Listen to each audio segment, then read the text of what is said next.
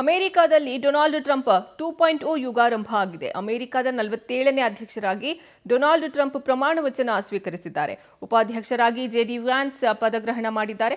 1985ರ ಬಳಿಕ ಇದೇ ಮೊದಲ ಬಾರಿಗೆ ಕ್ಯಾಪಿಟಲ್ ಭವನದ ಒಳಾಂಗಣದಲ್ಲಿ ಪ್ರಮಾಣ ವಚನ ಸ್ವೀಕಾರ ಸಮಾರಂಭ ನಡೆದಿದೆ. ಅಮೆರಿಕದ ಸುಪ್ರೀಂ ಕೋರ್ಟ್ನ ಮುಖ್ಯ ನ್ಯಾಯಮೂರ್ತಿ ಪ್ರತಿಜ್ಞಾ ವಿಧಿ ಬೋಧಿಸಿದ್ರು. ಡೊನಾಲ್ಡ್ ಟ್ರಂಪ್ ಪ್ರಮಾಣ ವಚನಕ್ಕೆ ದೇಶ ವಿದೇಶದ ಗಣ್ಯರು, ಖ್ಯಾತ ಉದ್ಯಮಿಗಳು ಸಾಕ್ಷಿಯಾದರು.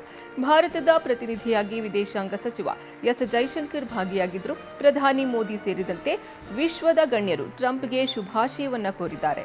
ಅಮೆರಿಕದ ಅಧ್ಯಕ್ಷರಾಗಿ ಅಧಿಕಾರ ವಹಿಸಿಕೊಂಡ ಬೆನ್ನಲ್ಲೇ ಡೊನಾಲ್ಡ್ ಟ್ರಂಪ್ ನಿರೀಕ್ಷೆಯಂತೆಯೇ ಮಹತ್ವದ ಘೋಷಣೆಗಳನ್ನು ಪ್ರಕಟಿಸಿದ್ದಾರೆ.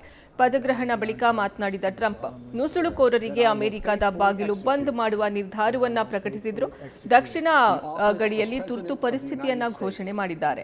ಮೆಕ್ಸಿಕೋ ಅಮೆರಿಕ ಗಡಿ ಭಾಗದಲ್ಲಿ ಅಮೆರಿಕ ಸೇನೆಯನ್ನ ನಿಯೋಜಿಸಲಾಗುತ್ತೆ.